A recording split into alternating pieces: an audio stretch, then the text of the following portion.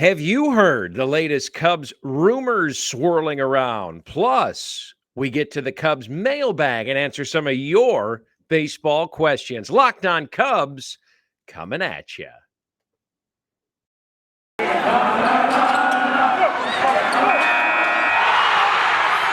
You are Locked On Cubs, your daily Chicago Cubs podcast, part of the Locked On Podcast Network, your team every day.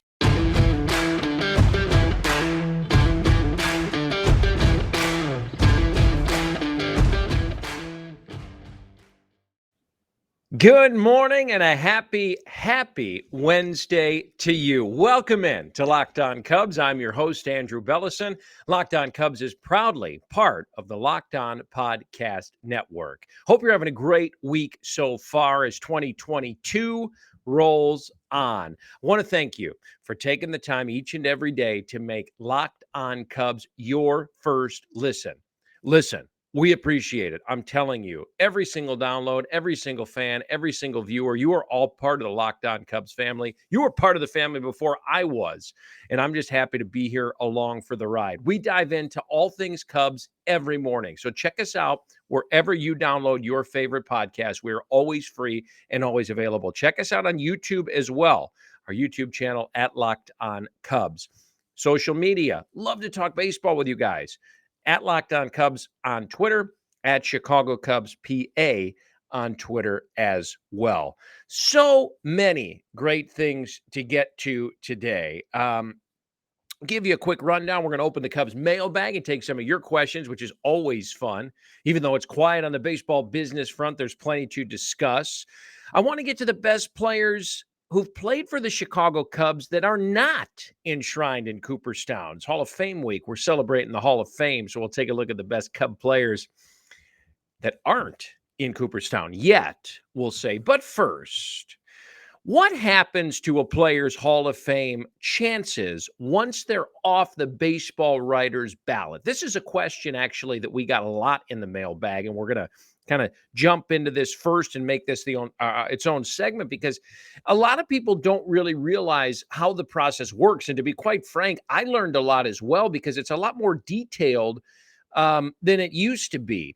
And there are options for players who are left off the Baseball Writers Association of America ballot to still find their way in to Cooperstown. So I wanted to detail this, how a player still has a chance to get in. There's so many different avenues nowadays. And what sparked this conversation is obviously Sammy Sosa being done. He qualified to stay on the ballot for 10 years. That's all you get. If you don't get 75% of the Baseball Writers Association of America vote, you're done. So he's done. Bonds is done. Clemens is done. Schilling's done. We know that. 10 years without induction and out. So what does that mean for them? Basically this: if players aren't elected via the writer's ballot after the 10 years on that ballot, they're eligible for induction through the Veterans Committee process, okay? This is what we know. This is how Ron Santo got inducted posthumously, okay? So this recognizes players, managers, executives, and umpires from 4 separate eras, does this Veterans Committee. So because of the era and time frame in which Sammy Sosa played, he falls under the Today's Era Committee. So that's the committee that would have to elect him into Cooperstown. That covers those players that played from 1998 to the present in that umbrella. That's the Today's Era Committee. So what is exactly the Today's Era Committee, you ask yourself? The Today's Era Committee is a 16-person panel comprising Hall of Famers, current executives, and veteran media members. So kind of cool. So 16 very special individuals: Hall of Famers, current execs, and veteran media members. The group only meets twice every 5 years at the baseball winter meetings. That's it. So this is not a yearly thing like the Baseball Writers Association of America vote is. The Veterans Era Committee is only twice in 5 years, and there's only 16 people comprising this group. Each committee member has the opportunity, when they do meet, just twice every 5 years, to vote for up to 4 candidates. The induction threshold is 75%, just like it is on the BBWAA ballot. The first hurdle for these players who are not part of the baseball writers ballot any longer is just finding the ballot for the Veterans Era Committee. Okay, you have to get on the ballot, obviously, before you can be voted for.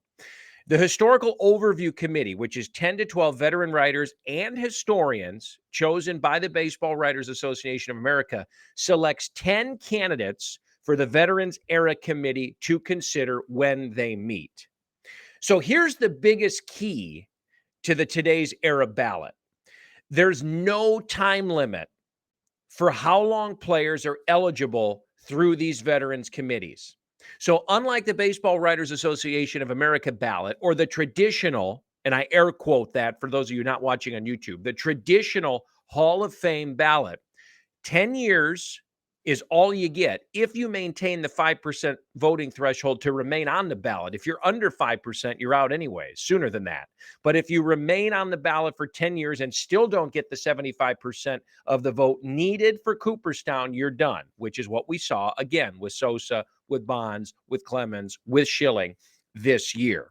So, for instance, with no time limit on player eligibility for the Veterans Era committees, it's kind of cool because Ron Santo got in after falling off the writers' ballot in the late 90s.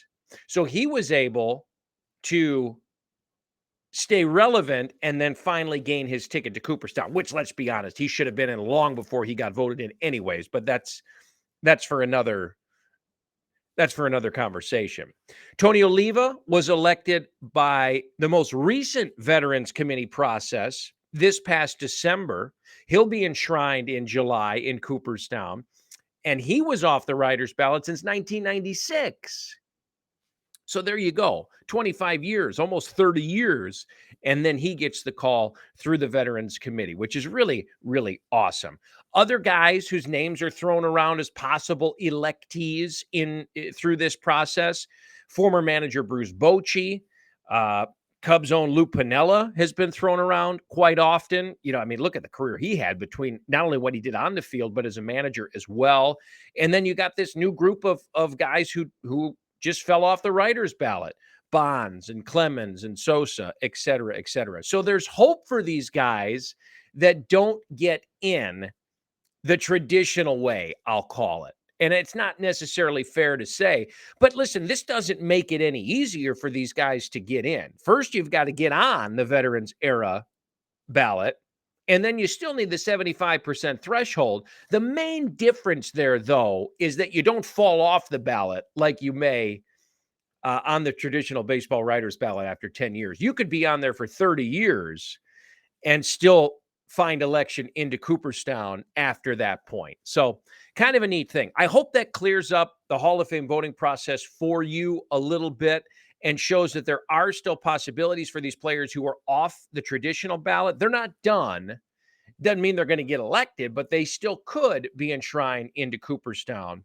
For those of you that may not have realized that. So a little more in-depth than it used to be and a little more detail, but still kind of a neat process, giving guys, I don't want to say a second chance, but almost a second chance. And I think that's really well done by the Hall of Fame. I think that it gives these guys who maybe got looked over the first several times around another chance. Look at Ron Santo, wouldn't be in if it wasn't for this, even though he should have been. Again, we won't get into that, but still kind of a neat process. So we know Sammy Sosa's not in, but that got me thinking, after he's snubbed along with Bonds and Schilling, who are the best Cubs players to ever play for the team that are not currently in Cooperstown? I want to take a look at that list here coming up shortly. It's the new year, and that always means resolutions for everybody. If yours is about getting fit or eating right, listen, you have to incorporate Built Bar into your diet plan. I'm telling you, my wife and I are very health conscious. We're pescatarian. We really work out a lot. We watch what we eat. Built Bar makes it easier to do that. They're good, and they're good for you. 130 calories, 4 grams of sugar, 4 grams of net carbs, 17 grams of protein. That's a ton of protein. Compare that to a normal junky candy bar, which is 240 calories-ish, 30 grams of sugar, tons and tons of net carbs. Here's a great idea for the new year. Everywhere you have your secret stash of foods that you probably shouldn't be eating, at home, in the car, at the office, in the pantry, throw it all out. It's sugary, it's calorie-filled, it's garbage. Replace it with a Built Bar. If you haven't had Built Bar, try one today. Go to Built.com. Use promo code LOCKED15. That's LOCKED15 to get 15% off your order at Built.com. Best Cubs not in Cooperstown yet. Coming up.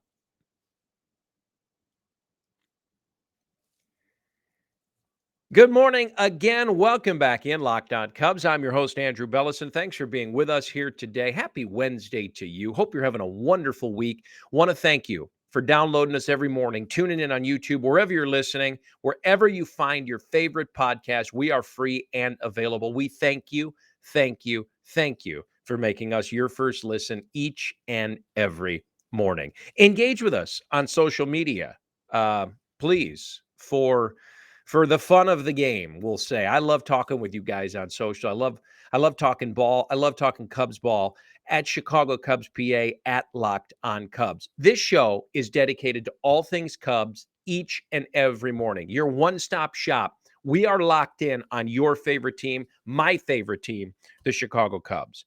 So we know Sammy's not in. Is he the best Cubs player to not yet be enshrined into Cooperstown?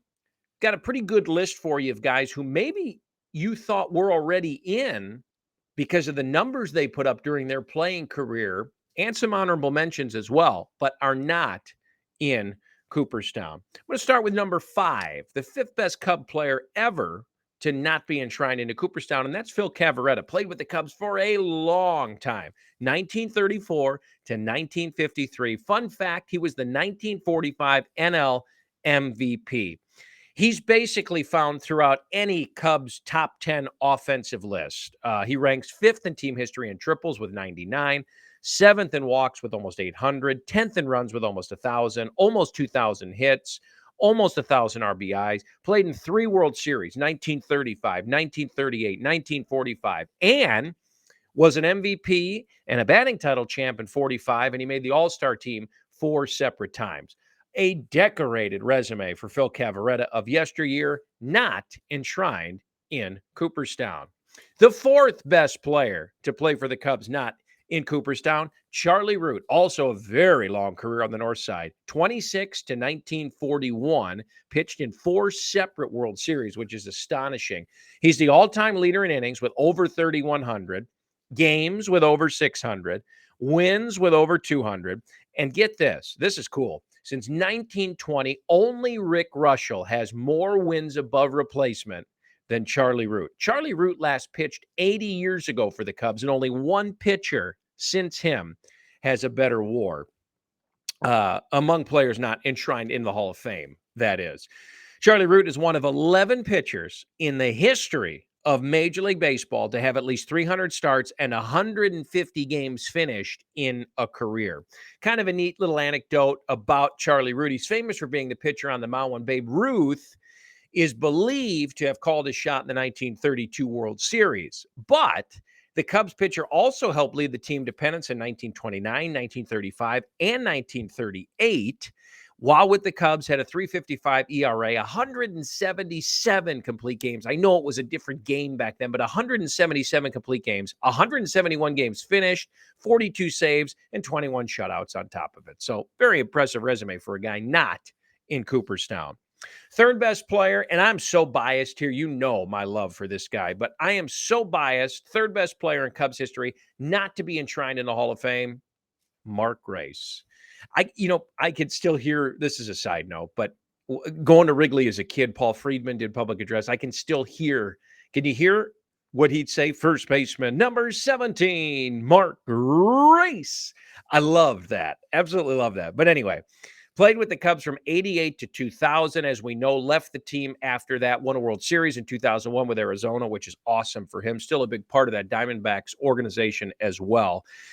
456 doubles as a Cub, trail only Cap Anson in the entire history, storied history of this franchise.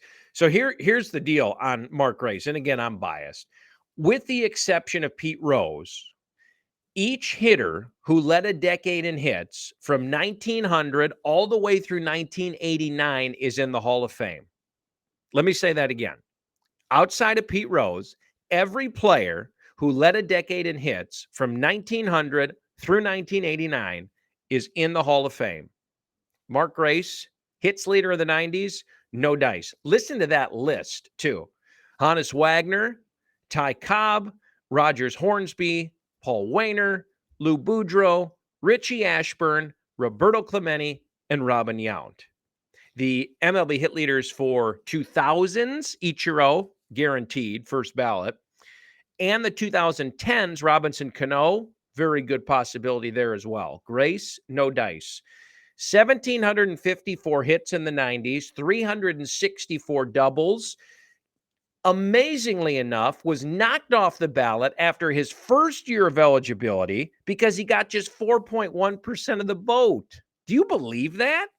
Grace was a 4-time Gold Glove Award winner, made 3 All-Star teams, finished his 16-year career with a .303 average, collected 2,201 hits with the Cubs, 2,445 overall, ended his career, this is my favorite Mark Grace stat of all time, ended his career with 1,075 walks compared to just 642 strikeouts. Absolutely sensational. Mark Grace was a fan favorite, still is. No Hall of Fame for him. The second best Cubs player to ever play that's not in the Hall of Fame, Stan Hack. We're turning the clock back a little bit again. Here's the key fact on him. 54.8 wins above replacement, ranks second among players not in the Hall of Fame. That's a very high number. In the 96 book called Wrigleyville, I don't know if you've read this or not, former Cubs great Phil Cavarretta said of his teammate Stan Hack, and I quote, Stan never got the credit he deserved. To me, with his stats and knowing Stan Hack, I can't understand why he isn't in the Hall of Fame. Cavarretta's probably got a very good point, given that Hack was one of the best third basemen of the era. Almost 2,000 games with the Cubs, slash line of 301, 394, 397, almost 1,100 walks. Mark Grace-like, struck out just 466 times. That's crazy. Almost 2,200 hits. They're sixth most in franchise history.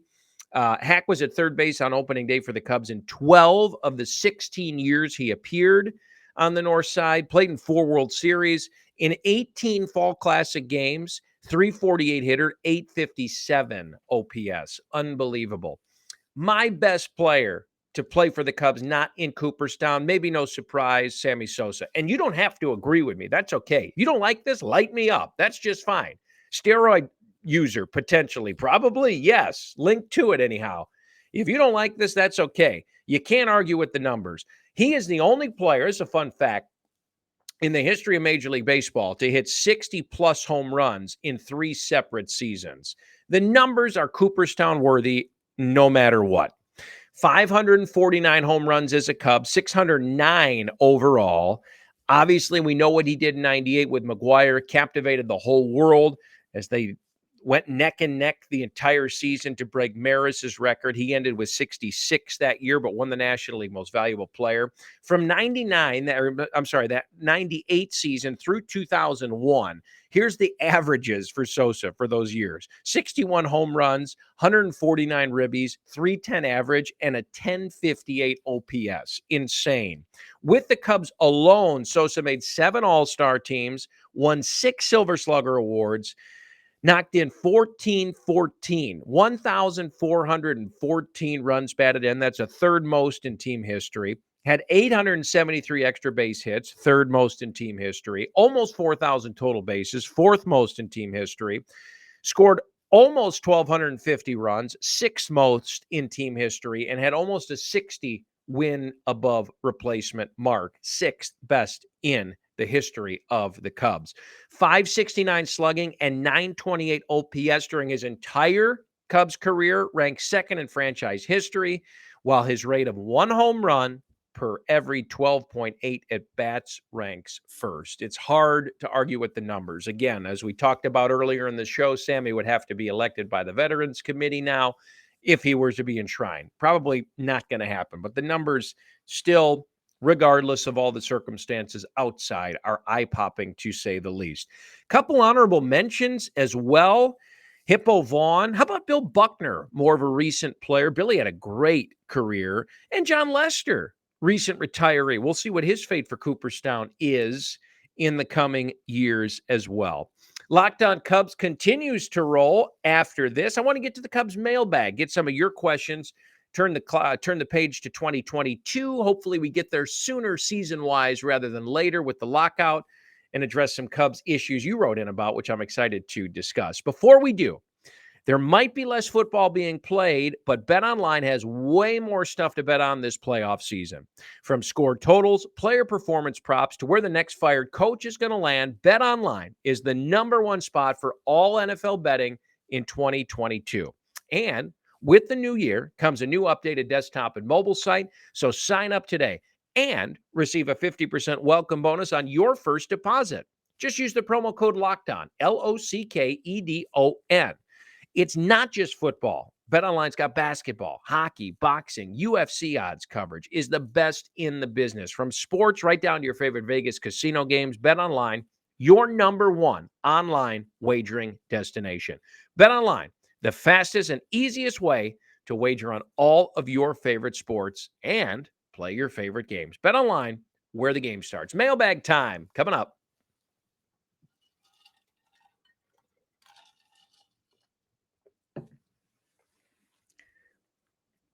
Welcome back in, Locked On Cubs, part of the Locked On Podcast Network, and proud to be. Can't thank Locked On for giving me this opportunity. I thank them every day, and I truly mean it. Being able to spend every morning with you is the highlight of my day, so thank you. And we appreciate each and every member of the Locked On Cubs family.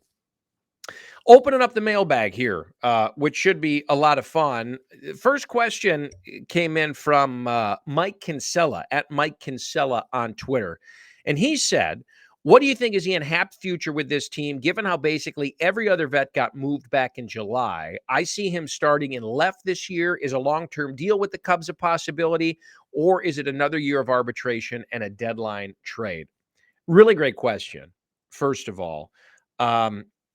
I am a big Ian Happ fan. I will say that. Now, there's been a lot going on in terms of trade rumors with him swirling lately. He has really had very high highs and very low lows during his Cubs tenure. Let me say this. I don't think the Cubs move Ian Happ for a couple of reasons. One being his versatility, and that bodes well for him, obviously, to get him more consistent at bats, but two, for the club as well, to have that sort of flexibility. The second part of that is they have 2 years of team control on him, which I think they like, I like.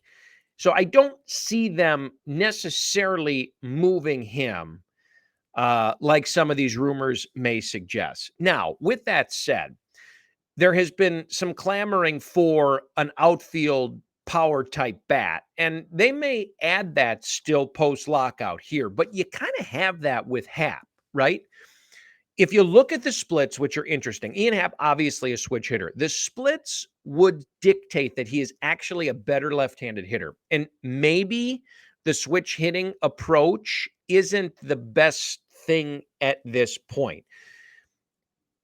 That's not for me to decide. It's just looking at the numbers and something that I noticed. Now, you've got a lefty power bat already under control for 2 more years. So with more consistent ABs in the outfield this year, you have to figure that it's kind of a now or never thing to see exactly what you have with him. And I'm a big Ian Happ fan. The composite projections for him this year show a 234 average, 333 on base, and a 25 home run guy. I mean, I think, as a Cub fan, you'll take that all day. That's in almost 500 at bats. Steamer's got him over 500 at bats, hitting 240 with 30 home runs and 88 knocked in. Done deal. I mean, that's a great year when you're on base 34% of the time and slugging 460. I mean, you'll take that for sure. That's a great season. I love Ian Happ's athleticism. Again, I love the versatility. I think with the 2 years of team control, this is a big year for him. I don't want to see him go anywhere. And I don't want to call it a breakout year because he's been here. But I think with consistent at bats this season on a team that should be respectable, if not better, it's a big year for him personally because, yeah, I do think that if he kind of lives up to the hype that maybe some in the organization had for him since the time he was brought in, he is deserving of that extension. So it'll be interesting to see. I've heard some rumors about the Yankees and the Red Sox, potentially being interested or possible trade destinations for him, but I don't love that. I'd rather see him play here. I like your point in left field, but you can get him out in center as well. So we'll see how that shakes out. But I do hope that he is on this team opening day once the lockout is lifted. Time for one more question here real quick, and it involves David Ross. And we dedicated a show to David, or a segment to him last week. And the question is, how would you grade David Ross during his first 2 seasons as manager? And for me, this is A. I mean, here's why I break this down. He was thrown into the toughest of situations with that 2020 COVID shortened year. And what did he do? He guided the team to the playoffs. I don't care if it was 60 games. The external factors that went into that season were unlike any other. And for a rookie manager to do what he did, even though they exited early against the Marlins at Wrigley, I think that's phenomenal. And I think that speaks volumes to the type of leader that he is. We always say at catchers, man, they translate to the dugout so well. Last year, I could make the argument very easily that his best work was done after the core was dealt. And I truly believe that when he was really playing with a short deck. Keep in mind, this was a team that was competitive in June and before things went south and the roster was dealt away. I mean, he had them playing good ball, but really continued to show his worth after those guys were traded away. So I think, and I've said this all along, I love David Ross as the player. I love David Ross in the booth. I think he was phenomenal in the booth. I think he deserves an extension now. And I've said that if the lockout wasn't in place, he may have one already. Maybe there's one behind closed doors, a handshake agreement that will be announced after the lockout because it's just not a great look, right now. But yeah, I think David Ross has done everything and more. It's a big year for him, but I don't think he has to prove anything. I think the Cubs are showing that this is not going to be Tank City this year. They're not committing to any sort of approach like that. So David's going to have some talent to work with, and which I think he'll do very well with. But yeah, I'm extending him right now if I'm Carter Hawkins, and I'm excited to see what 2022 brings as well. That'll do it for this beautiful Wednesday edition of Locked On Cubs. Thank you for making Locked On Cubs your first listen. Please make Locked On Bets your second listen of the day, hosted by your boy Q with expert analysis from Lee Sterling. Awesome stuff coming later in the week. Brett Taylor of Bleacher Nation will join us. Great interview with him. CBA updates and always all things Cubs. Have a great Wednesday. We'll talk to you mañana. See you, everybody.